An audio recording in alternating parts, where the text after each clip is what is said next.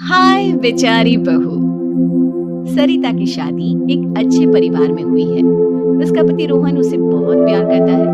घर में उसकी सास शांति और ननद मीनाक्षी भी है, जो सरिता के किसी काम में दखल अंदाजी नहीं करती। लेकिन फिर भी सरिता को ऐसा लगता है कि दुनिया की सबसे ज्यादा बेचारी बहू वही है और सबसे ज्यादा अत्याचार उसी पर हो रहा है। माँ जी, ये लीजिए आपकी चाय। अरे बहू, तूने इतनी ज्यादा चीनी क्यों डाली चाय में? हाय हाय माँ जी, मैंने तो उतनी ही मीठी बनाई है जितनी मीठी आपको पसंद है। माँ जी, आपको तो मेरे हाथ की चाय अच्छी ही नहीं लगती।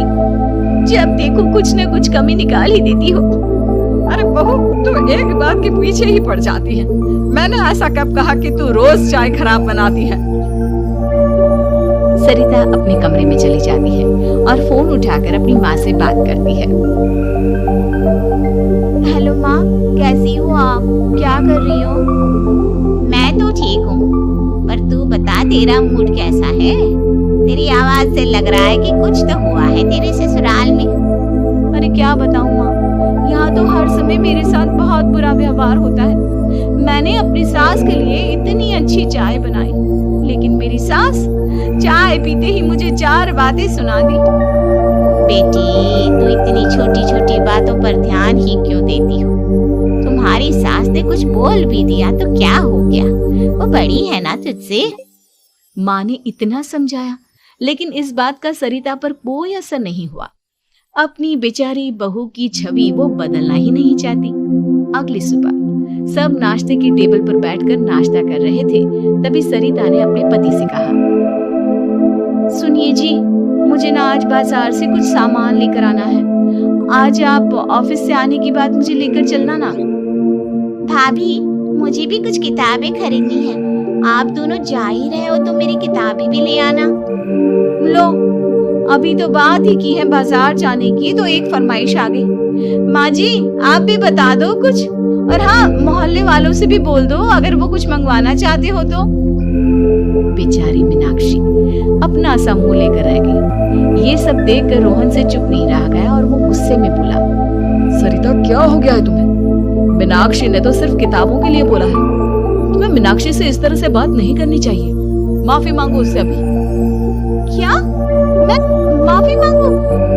दिन भर आपके घर के काम करूं मैं, आपकी और आपके घर वालों की बातें सुनूं मैं, और अब माफी भी मैं मांगू? ऐसा कभी नहीं हो सकता। ये बोलकर सरिता वहां से चली जाती है। एक दिन उनकी पड़ोसन घर आती है।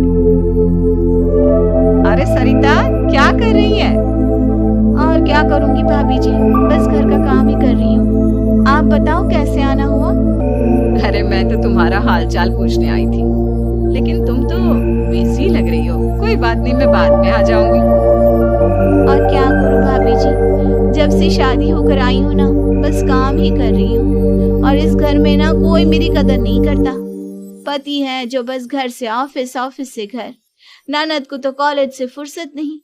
बची सास तो उनका सारा समय मेरी गलतियां निकालने में लग जाता है। अरे ये क्या कह रही हो सरिता? तुम्हारी सास तो पूरे मोहल्ले में तुम्हारी तारीफ करती फिरती है कि तुम बहुत अच्छी हो, पूरा घर तुम्ही ने संभाल रखा है। हाँ तो क्या हुआ? इसमें गलत क्या कहती है? सच्ची तो कहती है। मेरी मर्जी के बिना इस घर का पत्ता भी नहीं हिलता। शाम को जब रोहन घर आया तो उसने सबसे कहा, कल हम सबको मौसी जी के घर जाना है। उनकी बेटी की शादी है। सब अपनी अपनी पैकिंग कर लो, सुबह होते ही निकल जाएंगे। और सरिता, तुम कान खोलकर सुन लो, वहां जाकर किसी की बुराई भलाई शुरू मत कर देना, नहीं तो मुझसे बुरा कोई नहीं होगा। हाय हाय जी, आप तो ऐसे कह रहे हो जैसे मैं सुबह शाम सबकी बुराई करती फिरती हूँ। आज तक कोई कह नहीं सकता कि मैंने किसी की पीठ पीछे किसी के बारे में कोई बुरी बात बोली हो तो। अरे बस बहू, बात को और ज्यादा आगे मत बढ़ा। हमें सब पता है तो हमारे साथ क्या व्यवहार करती है। ये बात घर तक रखना, शादी में किसी को कुछ मत बोलना, नहीं तो सब कहेंगे कि शांति की बहू कितना बोलती है। हाँ हाँ, सब कुछ तो मैं ही बोलती हूँ ना।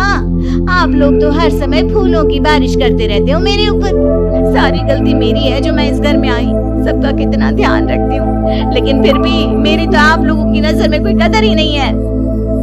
अगली सुबह सब लोग मौसी जी के घर पर चले जाते हैं। वहाँ पर शादी का माहौल होता है, सब जगह चहल पहल होती है, बहुत सारे मेहमान आए हैं। सरिता को वहाँ बहुत अच्छा लग रहा है। वो अपने मन में सोचती है, यहाँ कितना अच्छा लग रहा है, कितनी रौनक है।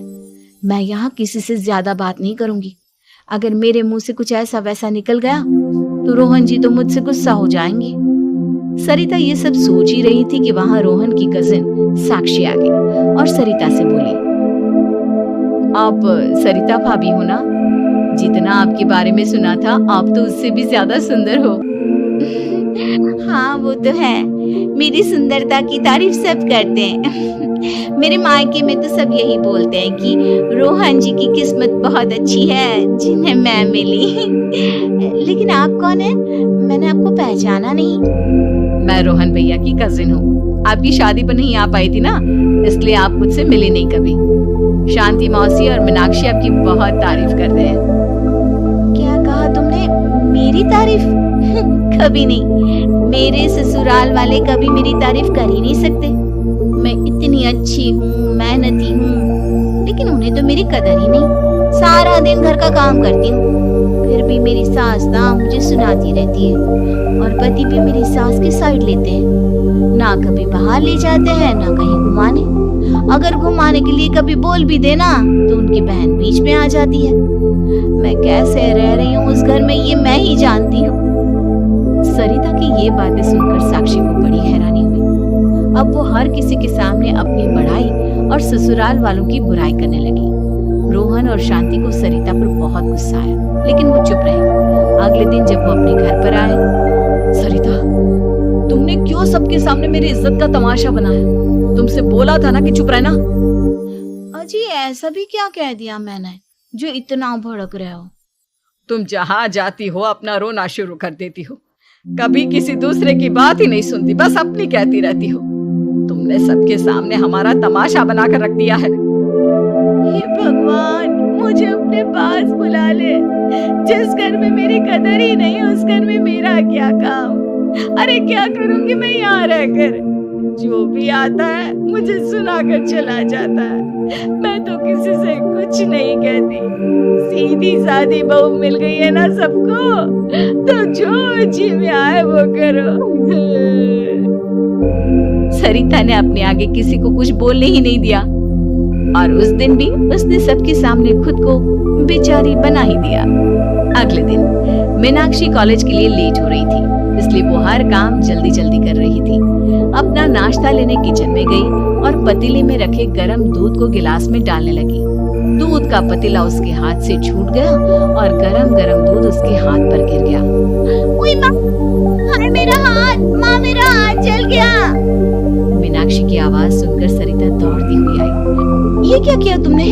तुम्हें नाश्ता चाहिए था तो मुझसे बोल देती, मैं क्या मना करती थी? अब पता नहीं कितने दिन की मुसीबत पाल ली तुमने। सरिता मीनाक्षी को उसके कमरे में ले गई और उसका बहुत ख्याल रखा।